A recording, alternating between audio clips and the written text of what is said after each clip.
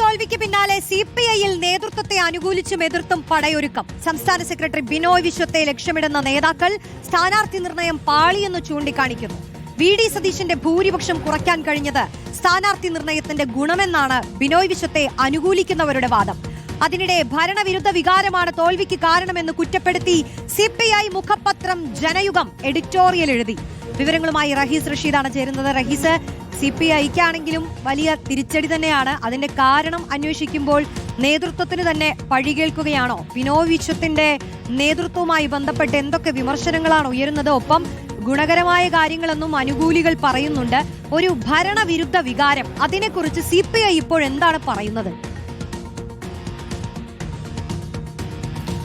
റോഷ്നി, ഭരണം പോയത് മാത്രമല്ല CPM-നെയും CPIM-നെയും പ്രതിസന്ധിയിലാക്കുന്നത്. ഇത്ര വലിയ സീറ്റോടുകൂടി UDF അധികാരത്തിൽ വന്നപ്പോൾ ആഭ്യന്തര പാർട്ടിക്കകത്തെ പൊളിറ്റിക്സ് പുകഞ്ഞ് പുറത്തേക്ക് വരുന്ന ഒരു കാഴ്ച കൂടി കാണേണ്ടി വരുന്നു. ഇപ്പോൾ CPIക്കകത്ത് രണ്ട് പക്ഷം എന്ന് പറയുമ്പോൾ പണ്ടുണ്ടായിരുന്നത് പോലൊരു പക്ഷമല്ല. പക്ഷേ നേതാക്കളോട് സംസാരിക്കുമ്പോൾ നേതൃത്വത്തിന് സ്ഥാനാർത്ഥി നിർണയത്തിൽ ഉണ്ടായ വീഴ്ചയാണ് ഇത്ര വലിയ പരാജയത്തിന് കാരണമെന്ന് ഒരു വിഭാഗം നേതാക്കൾ പറയുന്നു. അവരുടെ ലക്ഷ്യം സംസ്ഥാന സെക്രട്ടറി ബിനോയ് വിശ്വമാണ്. അതിന് ഉദാഹരണമായി പറയുന്നത് അടൂരിൽ പ്രജി കണ്ണനെ നിർത്തിയത് തെറ്റായിപ്പോയി. ഒപ്പം തൃശ്ശൂരിൽ ആലങ്കോട് ലീലാകൃഷ്ണൻ റോങ് തീരുമാനമായിരുന്നു. നാദാപുരത്ത് P. വസന്തത്തെ കൊണ്ടുവന്നതും ശരിയല്ലാത്ത തീരുമാനമായിരുന്നു. ഈ മൂന്ന് തീരുമാനവും ബിനോയ് വിശ്വത്തിനോട് ചേർന്ന് നിൽക്കുന്ന നേതാക്കൾക്ക് വേണ്ടി എടുത്ത ഒരു തീരുമാനമാണ്. അത് പാളിപ്പോയി. ചാത്തന്നൂരിൽ മത്സരിക്കാൻ സ്ഥാനാർത്ഥിയെ പറഞ്ഞു വിട്ടിട്ട് അവിടെ BJP വിജയിക്കും, അല്ലെങ്കിൽ അവർ കഴിഞ്ഞ 2 തവണയും സെക്കൻഡ് പൊസിഷനിൽ വന്ന മണ്ഡലമാണ് എന്ന ഒരു ഗൗരവവും കൊടുത്തില്ല. അതുകൊണ്ടാണ് അവിടെയും പരാജയപ്പെട്ടത് എന്നാണ് ബിനോയ് വിശ്വത്തിന് എതിരായി നിൽക്കുന്ന ആളുകൾ പറയുന്നത്.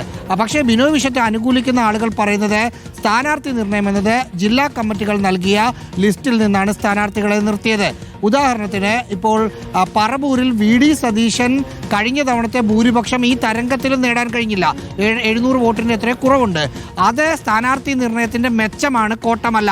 ബാക്കി എല്ലാ സ്ഥലത്തും തോറ്റത് പൊതുവായ ഒരു ലെഫ്റ്റിന് എതിരായ ഒരു പൊതുജനത്തിന്റെ ട്രെൻഡ് ഉണ്ടായിരുന്നു.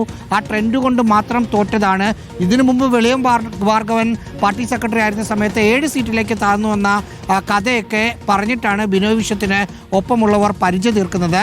നാളെ സംസ്ഥാന സെക്രട്ടേറിയറ്റും എക്സിക്യൂട്ടീവും മറ്റന്നാൾ കൗൺസിലും വിളിച്ചു ചേർത്തിട്ടുണ്ട്. ഇതിൽ നേതൃത്വത്തെ അനുകൂലിച്ചും പ്രതികൂലിച്ചുമെല്ലാം ചർച്ചകൾ നടക്കുകയും ചെയ്യും. റോഷ്നി, ശരി, റഹീസാണ് വിശദാംശങ്ങൾ നൽകിയത്. ഏതൊക്കെ ഘടകങ്ങളാണ് സർക്കാരിന് CPIM-നടക്കം തിരിച്ചടിയായി മാറിയത് ഈ തെരഞ്ഞെടുപ്പിൽ? അതാണ് പരിശോധിക്കേണ്ടത്.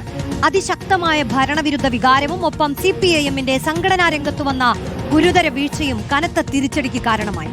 ശബരിമല സ്വർണ്ണക്കൊള്ള പോലെയുള്ള വിഷയങ്ങൾ ജനങ്ങളെ LDF-ൽ നിന്നും അകറ്റി. ആശാസമരത്തോട് സർക്കാർ കാണിച്ച സമീപനവും റാങ്ക് ലിസ്റ്റുകളിൽ നിന്ന് വേണ്ടത്ര നിയമനങ്ങൾ നടക്കാത്തതും തിരിച്ചടിക്ക് കാരണമായിട്ടുണ്ടാകാം.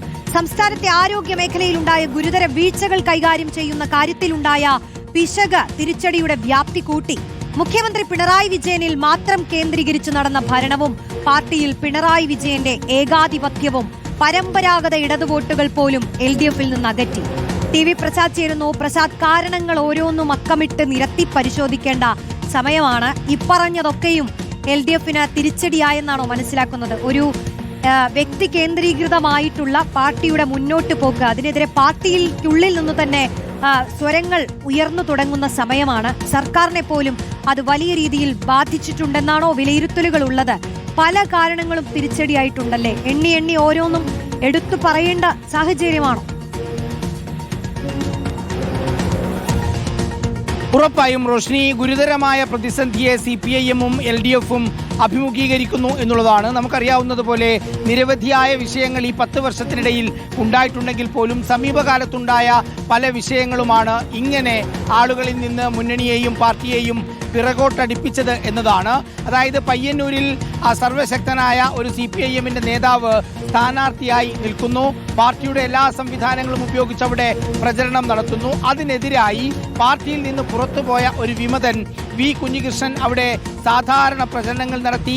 2-3 ആളുകളെ കൂട്ടി പ്രചാരണം നടത്തി ഇങ്ങനെ പോകുന്ന ഒരാൾ അവിടുത്തെ 50,000-ലധികം വരുന്ന ഭൂരിപക്ഷവും കടന്ന് 7,000-ലധികം വോട്ടിന് വിജയിക്കുന്ന സാഹചര്യം ഉണ്ടാകുന്നു. അത് ഒരു ഭരണവിരുദ്ധ വികാരം മാത്രമല്ല, എന്ന വിലയിരുത്തൽ തന്നെയാണ് പാർട്ടിയിലെ ഒരു വിഭാഗം നേതാക്കളുള്ളത്. അത് സംഘടനാപരമായ വലിയ പാളിച്ച സംഭവിച്ചു എന്നതിന്റെ തെളിവാണ്. തെരഞ്ഞെടുപ്പാകുമ്പോൾ ഭരണവിരുദ്ധ വികാരമുണ്ടാകും, അതിന്റെ പേരിൽ സീറ്റ് നഷ്ടങ്ങൾ ഉണ്ടാകും, ചിലപ്പോൾ ഭരണം നഷ്ടപ്പെടും, അതല്ലെങ്കിൽ മറ്റു സാഹചര്യത്തിൽ ഭരണം കിട്ടും. പക്ഷേ ഇത്തവണത്തെ നിയമസഭാ തെരഞ്ഞെടുപ്പിൽ സംഭവിച്ചത് അതൊന്നുമല്ല എന്നുള്ളതാണ്. സംഘടനാ സംവിധാനത്തെ പാടെ കടപുഴക്കിക്കൊണ്ട് ഒരിക്കലും തോക്കാത്ത CPM-ന്റെ കോട്ടകളിൽ പോലും വിള്ളലുണ്ടായി എന്നതാണ് ഇതിന്റെ ഏറ്റവും പ്രധാനപ്പെട്ട പ്രശ്നം. ഇനിയിപ്പോൾ വരുന്ന ദിവസങ്ങളിൽ ഇത് പരിശോധിക്കുകയും ചെയ്യും. അങ്ങനെ പറയുമ്പോഴും മറുഭാഗത്ത് ഇതിന്റെ ഭാഗമായി ഉണ്ടായ കുറേ വിഷയങ്ങളുണ്ട്. അതിലേറ്റവും പ്രധാനപ്പെട്ട ഒന്ന് ശബരിമല സ്വർണ്ണക്കൊള്ളയാണ്. ശബരിമല സ്വർണ്ണക്കൊള്ളയിൽ പ്രതിസ്ഥാനത്ത് വന്ന് ജയിലിലേക്ക് പോയത് പിണറായി സർക്കാരിന്റെ കാലത്ത് പിണറായി സർക്കാർ നിശ്ചയിച്ച് തീരുമാനിച്ച തിരുവിതാംകൂർ ദേവസ്വം ബോർഡിന്റെ 2 പ്രസിഡന്റുമാരാണ് N വാസുവും A പത്മകുമാറും. ഇതെല്ലാം LDF സർക്കാരുമായി ബന്ധപ്പെട്ടുള്ള ചില സംശയങ്ങൾ ജനങ്ങളിൽ ഉണ്ടാക്കിയിട്ടുണ്ട് എന്നുള്ളത് ഒരു വസ്തുതയാണ്. അതുപോലെ തന്നെ ആരോഗ്യ രംഗത്തുണ്ടായ ഗുരുതരമായ കുറെ പ്രശ്നങ്ങൾ അത് ശരിയാണ് എന്ന് ഉച്ചത്തിൽ പറഞ്ഞ ഇടതുപക്ഷക്കാരനായ ഡോക്ടർ ഹാരിസിന്റെ തുറന്നു പറച്ചിലുകൾ, ഇതെല്ലാം പ്രധാന വിഷയങ്ങളായി മാറിയിട്ടുണ്ട്. യുവാക്കളുടെ കാര്യത്തിലേക്ക് വന്നാൽ റാങ്ക് ലിസ്റ്റുകളിൽ ഒരുപാടുണ്ടെങ്കിൽ പോലും അതിൽ നിന്നൊന്നും നിയമനം കൊടുക്കാതെ ചെറുപ്പക്കാരായിട്ടുള്ള ആളുകൾക്കെതിരായ നിലപാട് സ്വീകരിക്കുന്നു എന്നൊരു പ്രതീതി ആളുകളിൽ ഉണ്ടായി. ഈ പറയുന്ന കാര്യങ്ങൾ ഒരുപാടുണ്ട്. ആശാവർക്കർമാരോട് അവരുടെ സമരത്തോട് കാണിച്ച ഒരു സമീപനം, അതുപോലെ നിരവധിയായ വിഷയങ്ങളുണ്ട്.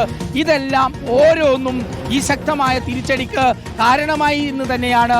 പക്ഷേ എങ്കിലും എങ്ങനെയാണ് ഇത്ര വലിയ ഒരു തോൽവി സർക്കാരിനുണ്ടായത്, CPIM-നും LDF-നും ഉണ്ടായത് എന്നതാണ് വരും ദിവസങ്ങളിൽ ചർച്ച ചെയ്യുക. ആ രീതിയിലുള്ള പരിശോധന പാർട്ടിയിലും മുന്നണിയിലും നടത്തും എന്ന കാര്യം ഉറപ്പാണ്. റോഷ്നി. TV പ്രസാദാണ് ഈ വീഴ്ചയിലേക്ക് നയിച്ചിട്ടുള്ള കാരണങ്ങൾ ഏതൊക്കെയാണെന്നുള്ള വിലയിരുത്തലുകൾ നൽകിയത്. അപ്പോൾ പാർട്ടി തന്നെ ഈ കാരണങ്ങൾ അടുത്ത ദിവസങ്ങളിലൊക്കെ വിലയിരുത്തി അത് വെളിപ്പെടുത്തുമോ, നമ്മളോടൊപ്പം സംസാരിക്കുമോ എന്നുള്ളതൊക്കെ നമുക്ക് കാത്തിരുന്ന് തന്നെ കാണാം. നോക്കൂ, ഈ 50 CPIM-നെ സംബന്ധിച്ചാണെങ്കിൽ 50 സിറ്റിംഗ് സീറ്റുകളിലാണ് തോൽവി. അത് കനത്ത തോൽവി തന്നെയാണല്ലോ അല്ലേ?